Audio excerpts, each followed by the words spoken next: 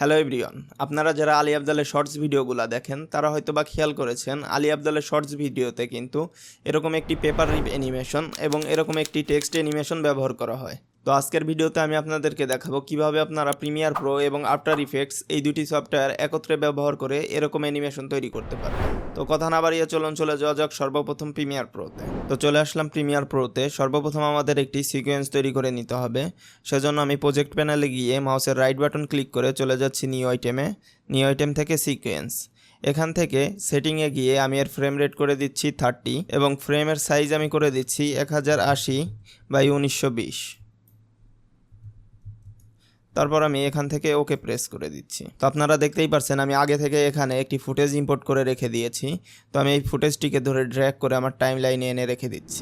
এই অ্যানিমেশনটি তৈরি করার জন্য আমাদের দুটি জিনিসের প্রয়োজন হবে। একটি হলো পেপার রিপ টেক্সচার ইমেজ, আর একটি হলো হাফটন টেক্সচার। তো আমি এই দুইটি টেক্সচারের লিঙ্ক আমার ডিসক্রিপশনে দিয়ে রাখবো, আপনারা চাইলে সেখান থেকে ডাউনলোড করে প্র্যাকটিস করতে পারেন। ফুটেজ টাইম লাইনে আনার পর আপনারা টাইম লাইনটিকে একটু জুম করে নেবেন।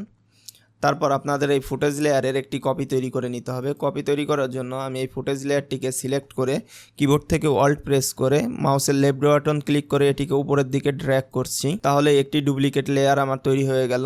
তো এই ভিডিওতে আমার সাউন্ডের প্রয়োজন হবে না, সেজন্য আমি এটিকে আনলিঙ্ক করে নিচ্ছি। তারপর এখান থেকে এটিকে আমি ডিলিট করে দিচ্ছি। এখন আমাদের উপরের যে ভিডিও লেয়ারটি আছে এই লেয়ারের ব্যাকগ্রাউন্ড রিমুভ করে নিতে হবে। ব্যাকগ্রাউন্ড রিমুভ করার জন্য আমি এই লেয়ারটিকে সিলেক্ট করে মাউসের রাইট বাটন ক্লিক করে চলে যাচ্ছি রিপ্লেস উইথ আফটার ইফেক্ট কম্পোজিশনে। এখন আমাদের এটি আফটার ইফেক্টসে নিয়ে চলে যাবে।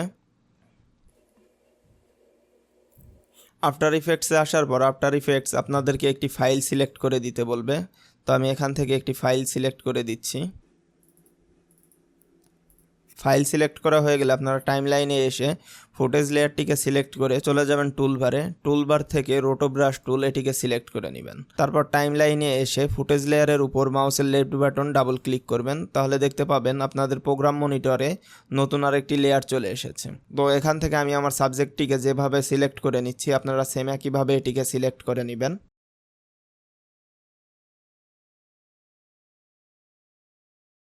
সিলেক্ট করার পর আপনারা যদি আপনাদের প্রোগ্রাম মনিটরের নিচের দিকে খেয়াল করেন তাহলে দেখতে পাবেন এখানে ফ্রিজ নামে একটি অপশন আছে, এখানে আপনারা ক্লিক করে দিবেন। তাহলে আপনারা দেখতে পাবেন আপনাদের ভিডিওটি রেন্ডার হচ্ছে। এখানে আপনাদের কিছুক্ষণ অপেক্ষা করতে হবে। রেন্ডার হয়ে গেলে কিবোর্ড থেকে Ctrl+S প্রেস করে এটিকে আপনারা সেভ করে নেবেন। তারপর প্রিমিয়ার প্রোতে চলে যাবেন। প্রিমিয়ার প্রোতে আসার পর আপনারা যদি আপনাদের নিচের ফুটেজ লেয়ারের আই বাটনটি অফ করে দেন তাহলে দেখতে পাবেন আপনাদের উপরের ফুটেজ লেয়ারের ব্যাকগ্রাউন্ড কিন্তু খুবই সুন্দরভাবে রিমুভ হয়ে গেছে। এখন আমি আমার নিচের ফুটেজ লেয়ারের আই বাটন অন করে দিচ্ছি। তারপর প্রজেক্ট প্যানেলে গিয়ে আমার যে পেপার রিপ টেক্সচারটি আছে এটিকে আমি সিলেক্ট করে ধরে ড্র্যাগ করে আমার দুটি ফুটেজ লেয়ারের মাঝখানে এনে আমি ছেড়ে দিলাম। এখন আপনাদের ফুটেজ লেয়ারের ডিউরেশন অনুযায়ী আপনাদের পেপার রিপ টেক্সচারের ডিউরেশন করে নেবেন। আপনারা যদি আমার প্রোগ্রাম মনিটরের দিকে খেয়াল করেন তাহলে দেখতে পাবেন এখানে কিন্তু আমার পেপার রিপ টেক্সচারটি দেখা যাচ্ছে না। সেজন্য আমি টাইম লাইনে এসে আমার যে উপরের ফুটেজ লেয়ারটি আছে এর আই বাটন আমি অফ করে দিচ্ছি। এখন যদি আপনারা আমার প্রোগ্রাম মনিটরের দিকে খেয়াল করেন তাহলে এখানে কিন্তু আপনারা আমার পেপার রিপ টেক্সচারটিকে দেখতে পাবেন। এখন পেপার রিপ টেক্সচারটি সিলেক্ট থাকা অবস্থায় চলে যেতে হবে ইফেক্ট কন্ট্রোলসে। এখানে এসে সাইজ আপনারা বড় করে দিবেন। তো বড় করা হয়ে গেলে এটিকে উপরের দিকে এভাবে আপনারা পজিশন করে দিবেন।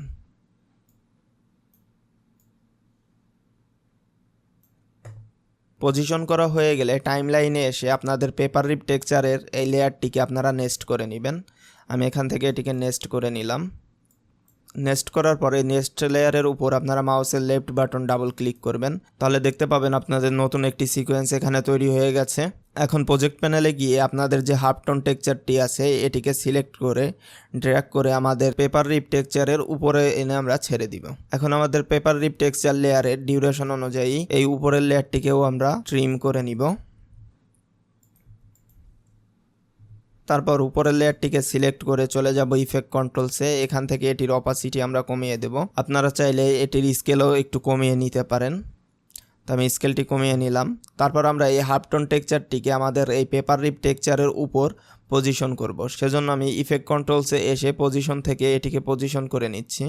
তো এভাবে পজিশন করা হয়ে গেলে আপনারা অপাসিটি থেকে একটি পেন টুল সিলেক্ট করে নেবেন। তারপর প্রোগ্রাম মনিটরে গিয়ে আমি যেভাবে এটিকে মাস্ক করছি আপনারা ঠিক একইভাবে এটিকে মাস্ক করে নেবেন।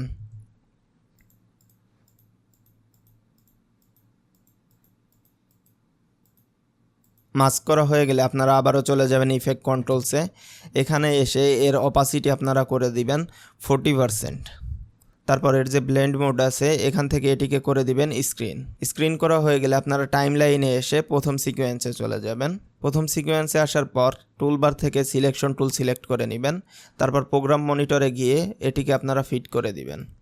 ফিট করার পর আপনারা চাইলে আপনাদের পেপার রিপ টেক্সচারটিকে আর একটু ছোট বড় করে নিতে পারেন। তো আমি চাচ্ছি আমার পেপার রিপ টেক্সচারটি আর একটু বড় হোক, সেজন্য আমি আমার নেক্সট লেয়ারটিকে সিলেক্ট করে চলে যাচ্ছি ইফেক্ট কন্ট্রোলসে। এখান থেকে আমি স্কেল বাড়িয়ে দিচ্ছি এবং পজিশন থেকে এটিকে আমি পজিশন করে নিচ্ছি।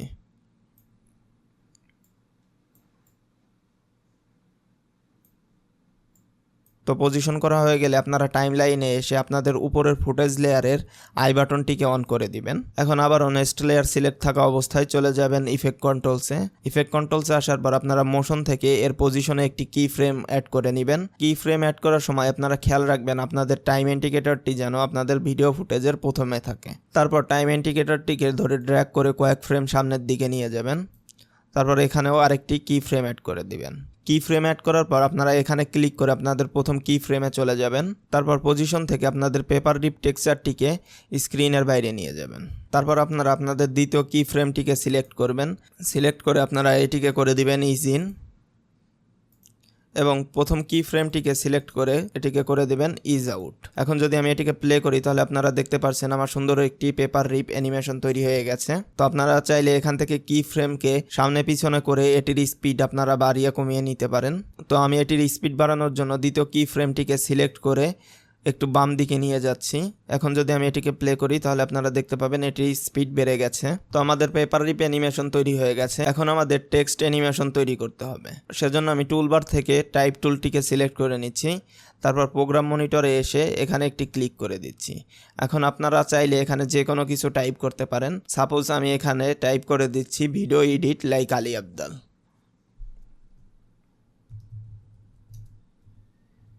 তারপর আবারও টুলবারে গিয়ে আমি সিলেকশন টুলটিকে সিলেক্ট করে নিব। এরপর চলে যাব ইসেনশিয়াল গ্রাফিক্সে। এখানে যদি আপনাদের ইসেনশিয়াল গ্রাফিক্স না থাকে তাহলে উইন্ডোতে গিয়ে এখান থেকে আপনারা ইসেনশিয়াল গ্রাফিক্স এটিকে অন করে নেবেন। তারপর ইসেনশিয়াল গ্রাফিক্সে এসে আমি এখান থেকে এটিকে সেন্টারে অ্যালাইন করে দিব। সেন্টারে অ্যালাইন করার পর আপনারা আপনাদের টেক্সটটিকে মিডিল অ্যালাইন করে নেবেন। এখন আপনারা চাইলে এখান থেকে এর সাইজ একটু বাড়িয়ে নিতে পারেন। তারপর আপনারা এখান থেকে এর ফন্টটি চেঞ্জ করে দিবেন। আমি এখানে মমস টাইপরাইটার ফন্টটি ইউজ করছি। তো আপনারা দেখতে পাচ্ছেন আমার টেক্সটটি একটু বেশি বড় হয়ে গেছে, সেজন্য আমি এর সাইজটি একটু কমিয়ে নিচ্ছি।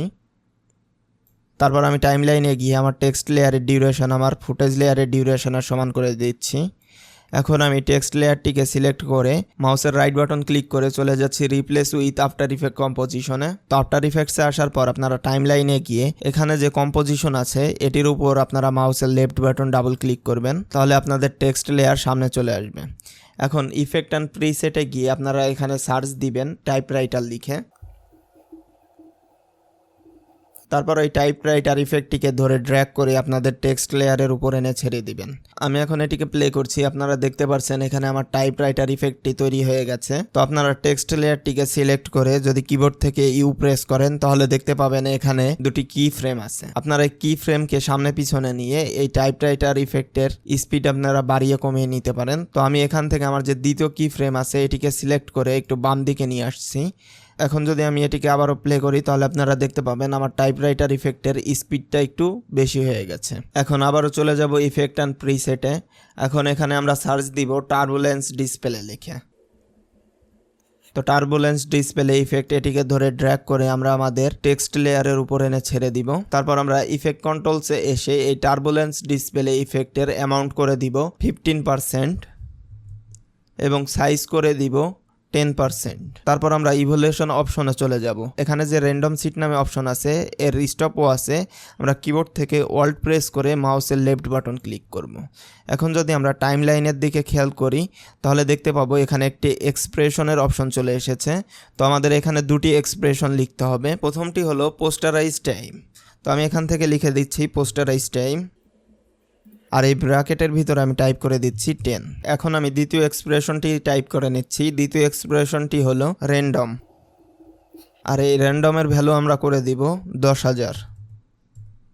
এখন যদি আপনারা এটিকে প্লে করে আপনাদের প্রোগ্রাম মনিটরে খেয়াল করেন তাহলে দেখতে পাবেন আপনাদের টেক্সটটি এখানে মুভমেন্ট করছে। আপনাদের কাছে যদি মনে হয় যে এটির মুভমেন্টের স্পিড বেশি হয়ে গেছে তাহলে আপনারা টাইমলাইনে এসে এর যে এক্সপ্রেশনের অপশন আছে এখানে গিয়ে এই র্যান্ডমের ভ্যালু একটু কমিয়ে দিবেন। সাপোজ আমি এখানে এটির ভ্যালু করে দিচ্ছি 8000।